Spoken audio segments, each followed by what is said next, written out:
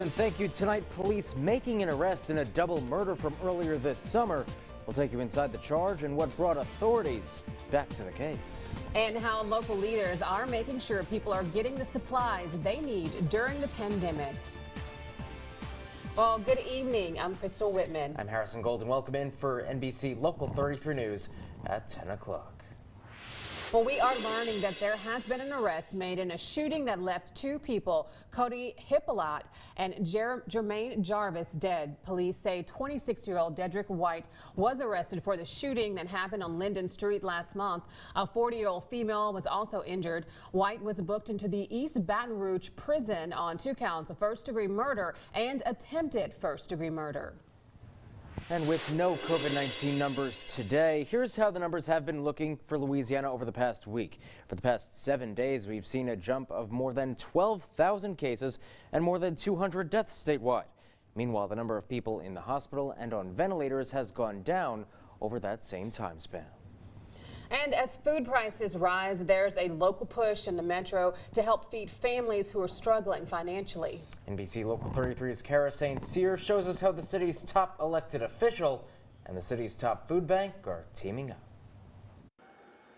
Baton Rouge already made it a priority to end food insecurity throughout the city, but that desire to feed those in need is expanding. Because of the pandemic, companies are slowing down, trying to keep everyone quarantined and distanced from each other, so a lot of people are out of jobs or furloughed. COVID was an unexpected blow to families who were already struggling with food insecurity. Now the number of people in that category has grown drastically since the pandemic. People need help right now. Jobs are scarce and money for the necessities is limited. That's why the Greater Baton Rouge Food Bank is partnering with Mayor Sharon Weston Broome and the National Guard to help, one box at a time. This is what we do every day at the food bank, so this is just us leveraging to assist more people, thankfully with the National Guard to assist us. Each box is filled with the basics, proteins and fresh produce to cook with. The jug of milk is the added bonus. Mike Manning with the food bank says each car that pulls up will get enough food to feed their household. Manning says the goal was to give out food to feed at least 1,500 households. Today, he thinks they've done that. Really, why we do it is to help people who really need it. Kara St. Cyr, NBC Local 33 News. Well, the Greater Baton Rouge Food Bank has food giveaways 4 days a week. Well, lawmakers on Capitol Hill continue seeking common ground on the next and possibly the final round of stimulus legislation to help an economy hard hit by the COVID-19 pandemic. A sticking point appears to be the individual stimulus check. President Trump and the Democrats agree the individual check should be similar to the last one we saw. But Republican Senator Bill Cassidy from Louisiana tells our Fred Childers the stimulus should be more finely tuned and used where it'll have the most impact. 25 years of working in the charity hospital system as a doctor, you'll learn to listen. It's families who are really hurting. They have 3 kids at home. The mother can't work or else they're having to pay for childcare. The enhanced unemployment benefit of $600 a week expired last week after lawmakers failed to strike a deal at the federal level. Cassidy says Republicans offered Democrats a temporary extension but was refused. Now you can catch our full interview with Senator Cassidy tomorrow morning at 10:30 a.m. That's on This Week in Louisiana Politics right here on NBC Local 33. And as talks with Congress remain stalled, President Donald Trump signed several executive orders aimed at helping Americans affected financially by the pandemic. President Trump said his orders would provide an additional $400 per week in unemployment benefits, suspend payments on some student loans through the end of the year, and protect renters from being evicted from their homes. Trump adding he would also have employers defer certain payroll taxes through the end of the year and for those who earn less than $100,000 annually.